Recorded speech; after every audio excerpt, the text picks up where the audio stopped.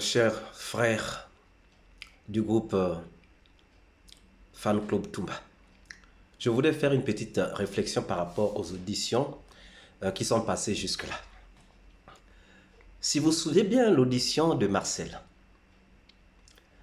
il s'est à un moment plaint du fait qu'il ait fait la prison pendant plusieurs années, alors que Dadis, Pivi, Tchekboro et autres n'ont pas été en prison comme lui. Cela, je pense, est un ras-le-bol de sa part, car il veut tout simplement dire qu'il n'était pas seul dans cette affaire. En plus, si c'est Toumba qui a massacré les gens au stade, cela veut dire que c'était à Toumba de dissimuler les corps et de refaire la beauté du stade pour effacer les traces. Qui donc lui aurait donné les moyens de mener une telle opération? Toumba avait-il la capacité de cacher des corps dans des casernes sans que les responsables de ces casernes ne soient au courant?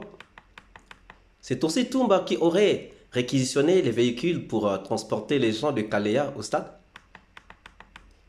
Goumou, qui prétend être parti en patrouille, nous dit qu'il ne connaît pas les noms des gens qui étaient avec lui, car ce n'étaient que des stagiaires et qu'ils n'avaient pas d'armes.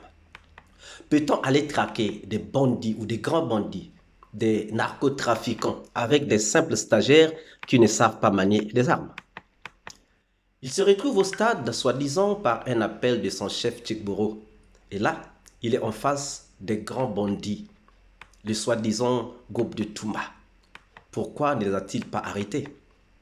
Le même Goumou dit qu'il est sorti par la planification, car dit-il, la planification est un ordre. Et nous laisse entendre que c'était le capitaine qui avait fait la planification. Alors que son propre chef, Tchekboro, lui-même dit que la planification relevait de lui-même. Un communiqué est passé demandant à tous les militaires de rester casernés alors que Dadis lui-même, militaire, a tenté de sortir pour désobéir à son propre ordre de caserner les militaires. Comment se fait-il que Toumba est venu au stade dans des pick-up, comme le dit Goumou?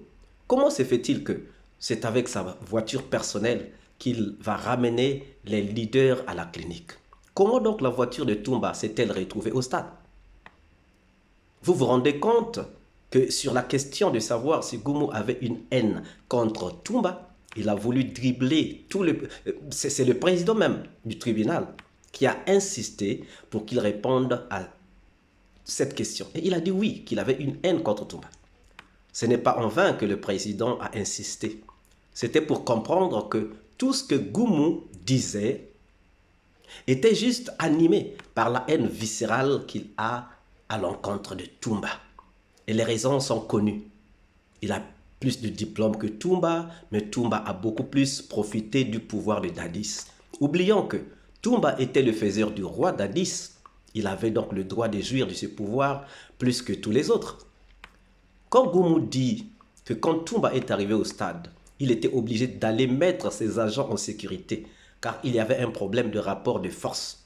Je pense que cela vient conforter le témoignage de Charlie, qui dit que les agents de l'ordre qui étaient au stade avaient reçu des consignes de s'écarter pour laisser passer les assaillants.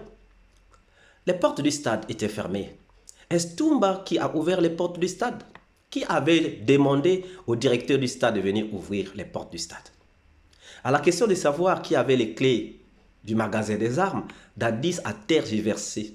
On lui a posé la question plusieurs fois et de plusieurs manières parce qu'il savait que la clé n'était pas avec Toumba. Et donc, il cherchait comment il allait accuser Toumba dans cela. Il dit aussi que pour faire sortir des armes, il fallait un bon. Or, en matière de gestion de magasin, ce n'est pas celui qui a la clé du magasin qui va signer le bon de sortie, mais la hiérarchie.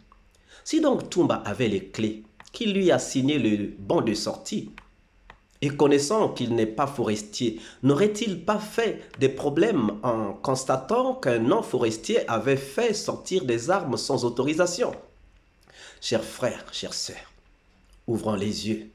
Ce procès est suivi de partout et la Guinée n'a pas droit à l'erreur. Ce procès est un vrai départ pour une justice vraie en Afrique. Je voudrais aussi profiter pour dire à mes frères et sœurs qui s'insultent sur ce groupe que ce groupe n'est pas un champ de bataille entre nous. Nous avons tous un seul but, un Toumba libre. Ne déstabilisons pas ce groupe par nos querelles, car ce groupe, bien que ça commence avec la Guinée, mais ce groupe peut aller loin et intervenir dans beaucoup d'autres injustices faites en Afrique. Ce groupe est un groupe panafricain et je dirais même international car nous avons dans ce groupe des gens de plusieurs pays, de plusieurs continents sauvant l'honneur du groupe. Pour notre frère qui pense que Maître Yomba est déjà dans la sauce des féticheurs de Dadis, je voudrais te rassurer que dans ce groupe se trouvent des imams, des prêtres et des pasteurs qui fléchissent leurs genoux pour la manifestation de la vérité. Vive Toumba, vive la Guinée, vive tous les pays africains représentés ici et même tous les pays européens, américains représentés dans ce groupe. Et que Dieu nous bénisse. Bye.